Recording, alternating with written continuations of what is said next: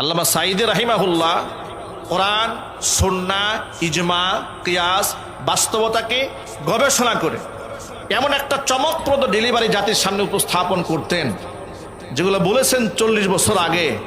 বয়ান শুনলে মনে হয় যে বয়ানটা তিনি গতকাল করেছেন।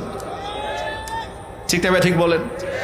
মানে এতটা যুগ সচেতন আলেম, সমাজ সম্পর্কে এতটা ডিপলি জ্ঞান রাখতেন, এমনকি ভৌগোলিক জ্ঞান এত বেশি ছিল, জিওপলিটিক্স, আন্তর্জাতিক পরিমণ্ডলের রাজনীতি এত বুঝা বুঝতেন, যার দরুন কোরআনের তাফসিরটা হতো প্রাণবন্ত।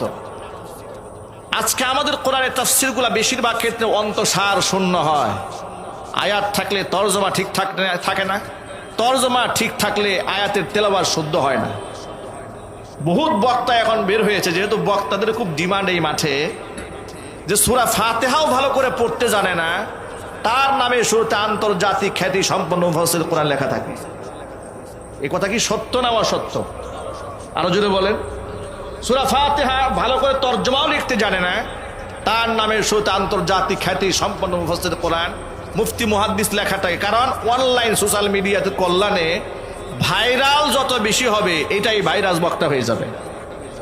এতে ইলিম কালাম থাক আর না থাক, পাবলিক বলে এমন বক্তা দাওয়াত দাও যা খুব ভাইরাল, নাচে না কুদে, দেখা দরকার নাই, কি শিখবো আর কি জানবো চিন্তার দরকার নাই, ভাইরাল হতে হবে, লোক সমাগম বেশি হবে।